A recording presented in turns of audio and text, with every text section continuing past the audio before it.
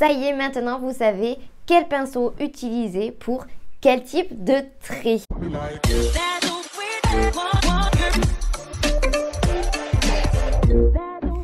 Hey, coucou les nailers.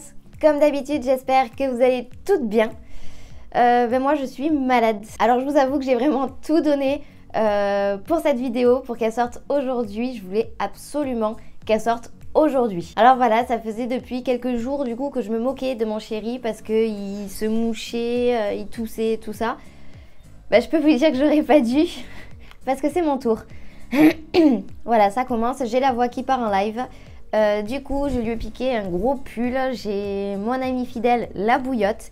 Et je me suis fait un petit chocolat chaud, vous voyez, avec mes petits mignons. D'ailleurs, il faudrait vraiment que j'essaye de faire un nail art mignon comme ça. Dites-moi dans les commentaires si ça vous plairait de voir comment on peut faire des petits mignons sur nos ongles. Ça serait vraiment très mignon. Ouais, je sais, elle était vraiment facile, mais je suis fatiguée, je suis malade. On peut pas être au top tout le temps, hein. Hop, je pose la tasse. Aujourd'hui, je suis contente de vous retrouver malgré tout ça pour voir comment faire des traits fins et réguliers. Quel pinceau choisir suivant les traits qu'on veut faire. Donc du coup, dans cette vidéo, on va voir tout ça. Je vais sortir tous mes pinceaux liner et il y en a, ça oui. Et du coup, on va tester tout ça, hein. On va voir vraiment comment se positionner, où mettre les doigts, comment bloquer un petit peu le poignet. Vous allez voir, ça a l'air compliqué, mais quand on s'y met un petit peu, vous allez voir, c'est facile. Juste pour la petite parenthèse, je sais pas si on en a déjà parlé, mais mon chéri et moi, on est vraiment fans de tout ce qui est voiture sportive, tous les sports automobiles un petit peu, on aime beaucoup ça. Et du coup, cette vidéo me fait penser à la marque Rolls-Royce. Ils ont quelqu'un en fait dans la boîte pour faire vraiment un trait parfait sur tout le côté de la voiture. Donc vraiment du capot au pare-choc arrière, il y a un trait hyper fin, tout ça. Et alors, le mec, il n'utilise pas un scotch. Non, il trempe son pinceau et à main levée, le type, c'est un artiste. Alors du coup, moi, je travaillais pas chez Rolls-Royce. Je vais y arriver. C'est pas facile à dire, hein. Du coup, c'est vrai que je prends mes appuis. Par exemple, vous allez le voir dans la vidéo, mais je pose toujours mon petit doigt quelque part pour qu'il soit bien appuyé et comme ça, je ne tremble pas. Comme d'habitude, si vous voulez éviter les 5 erreurs les plus courantes lors d'une pose d'ongles en gel, cliquez sur le lien dans la description pour télécharger mon e-book gratuit. Je l'ai concocté spécialement pour vous aider. Et bien sûr, abonnez-vous, ça me motive toujours plus à vous faire plein d'autres vidéos. Allez, c'est parti, on regarde tout ça ensemble. Allez, donc voici les 6 pinceaux que je vais vous présenter. Tout d'abord, il y a le petit premier. Il est petit, fin. Vous voyez, il n'y a vraiment que quelques poils. Il est parfait pour tout ce qui est détail. Et ensuite, ça va de gauche à droite, vous voyez, du plus petit au plus grand. On voit bien que le petit, celui de gauche là, est quand même beaucoup plus épais que les autres. Alors c'est vrai que pour certains détails très fins, il passe pas très bien parce que justement il est trop épais. Mais ne vous inquiétez pas, il y a toujours une utilité à tous les pinceaux. Donc vous voyez, les plus longs, ceux-là en général, on les utilise, je vais y arriver, pour faire les traits longs et réguliers. Parce qu'en général avec le petit, c'est pas super pratique parce que justement il est tout court. Donc là, je vous ai préparé une capsule avec la couleur Blues Girl que j'ai matifiée avec le Velvet Matte. Et on va utiliser le noir Colorado, donc de la collection Draw & Go, c'est-à-dire qu'on n'aura pas forcément besoin de mettre de finition sur tous nos traits, tout simplement. Et alors ça, je trouve ça super pratique. Je prends mon premier pinceau, le tout fin, le plus petit, et je prends de la matière que je dépose sur mon ongle. Alors j'adore faire ça. Vous voyez, je pose mon petit doigt sur mon index gauche. Alors, je pose mon pinceau et tout simplement, je trace. Je verrouille mon poignet. C'est limite mon bras qui bouge en fait, hein. C'est plus mon poignet parce que justement, quand on bouge trop le poignet, malheureusement, il y a des tremblements, tout ça. Donc voilà, je bloque mon poignet.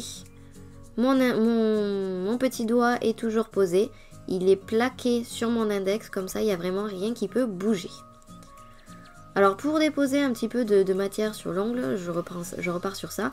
N'hésitez pas à chercher un petit peu partout, il y a beaucoup de palettes, des bagues palettes que vous mettez autour de votre doigt du coup, et où vous pouvez poser de la matière, c'est ultra pratique. Allez, ben on fait catalyser, on ramène notre capsule et on va utiliser le petit gros. Alors, je pense qu'il serait pas content que je l'appelle comme ça, mais bon, c'est mon petit gros quoi. Allez, on prend de la matière et on va également tracer un trait.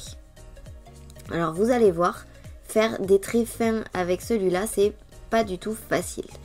Du coup, ben celui-là, je l'utilise un peu plus pour les choses moins fines, plus grossier quoi. Et c'est toujours pareil. C'est limite que mon bras qui bouge. Mon poignet est verrouillé. Alors c'est vrai qu'en général, quand les capsules comme ça sont très courbées, je bouge un tout petit peu le poignet, mais quasiment pas. Quasiment pas parce que sinon je tremble. Je tremble et ça fait des traits pas du tout droits. Donc vous voyez là j'ai galéré un petit peu à faire un trait droit avec celui-là. Du coup j'épaissis mon trait de base. Comme ça ne se voit pas. Et moi je trouve que ce pinceau il est parfait pour ça. Si vous voulez faire des traits un petit peu plus fins, vous verrez, les autres sont beaucoup mieux. Voilà, donc j'améliore mon trait. Alors je trouve en fait au final que le nail art que j'ai fait là rend plutôt bien. À la base je me suis dit bon allez je vais juste vous faire des traits comme ça par-ci par-là. Mais je suis quand même assez contente du résultat. Je pensais pas que ça allait rendre comme ça. Vous verrez à la fin. Vous me direz si vous aimez ou pas. Moi j'aime bien. Voilà donc le trait est fait.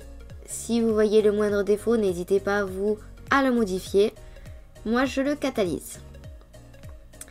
Je récupère ma capsule et on va utiliser un autre pinceau. Donc vous voyez, je le trouve un petit peu moins épais et un petit peu plus long du coup.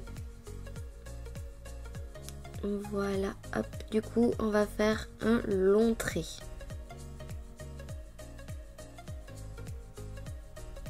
Et tout simplement pareil. Mon verrouille, je vais y arriver. C'est la fatigue et la maladie on va dire. Mon poignet est verrouillé et vous voyez qu'en un seul passage, ben, c'est droit. Alors là du coup c'est sûr que le souci qu'il y a c'est que c'est pas bien noir partout, ce n'est pas forcément homogène. Mais il n'y a pas de souci, vous repassez, quitte à catalyser une fois. Moi au début c'est ce que je faisais. Vous catalysez une seule fois très rapidement et vous repassez un petit trait par-dessus. Comme ça votre noir il est bien opaque, c'est parfait. Et vous tuez pas votre première ligne parce que si la première est réussie, ça fait vraiment chier de devoir tout enlever parce que la seconde couche est pourrie. Allez, donc on utilise encore un pinceau un petit peu plus long. Et en fait, plus vous prenez long, plus je trouve c'est beaucoup plus pratique et facile au final parce que vous n'avez pas à vous occuper en fait de reprendre par-ci par-là. Vous tracez votre trait d'un seul pet, ensuite vous faites votre seconde couche et voilà, c'est vraiment parfait. En sachant, de mon point de vue en tout cas, je trouve que les traits horizontaux sont beaucoup plus difficiles à faire, tout simplement parce qu'il y a le courbé de l'ongle. Bon alors là je me suis pris la tête dans la caméra, du coup j'ai tout fait bouger, c'est pas grave, ça arrive. On va prendre le plus long maintenant. Alors n'hésitez pas quand même à mettre pas mal de matière dessus, que ce soit quand même bien coloré. Pas que juste le bout de colorer parce que sinon si vous l'aplatissez trop sur l'ongle, automatiquement ça va pas du tout aller. Hop, je me tais un petit peu pour vous montrer ce que je fais. Vous voyez là, j'en ai mis que au bout comme ça sur, allez, c'est même pas 1 centimètre ça, c'est un demi-centimètre. Et pour le trait que je fais, c'est parfait. Mais si vous le faites un petit peu plus long, automatiquement, vous allez un peu plus appuyer vos poils sur l'ongle. Et du coup, il y aura forcément un endroit pas pigmenté. Donc, ça va faire des traces et ça ne sera pas du tout joli. Donc, quitte à en mettre trop, hein, c'est pas grave. Au début, de toute façon, vous êtes là pour apprendre. pour vous améliorer, hein, tout simplement. Au début, moi, je mettais quasiment tout mon pinceau dedans. Comme ça, vous êtes absolument sûr qu'il n'y a pas de souci et que votre pinceau amène de la matière à tout moment. Allez, du coup, on va faire le trait long. Vous posez l'auriculaire sur votre index gauche, ou le contraire, bien sûr, si vous êtes gauchère. Et vous voyez tout doucement, mais sûrement, sans trembler, parce que automatiquement, je verrouille mon poignet, donc du coup, je ne tremble pas. Le trait est nickel. Et vous voyez qu'il est beaucoup plus fin que les autres. Donc c'est pas parce qu'un pinceau est plus long et un tout petit peu plus épais, parce que justement, hein, vu qu'il est plus long, il est quand même un peu plus épais, que ça fait des traits super épais. Allez, on catalyse et voici le résultat. Donc vous voyez, moi j'adore. J'espère que cette vidéo vous a plu. Si c'est le cas, likez-la et partagez-la. Ça y est, maintenant vous savez quel pinceau utiliser pour quel type de trait. Dites-moi dans les commentaires si vous avez différents pinceaux liner ou si vous n'en avez qu'un. Moi, c'est vrai qu'au début, j'en avais qu'un.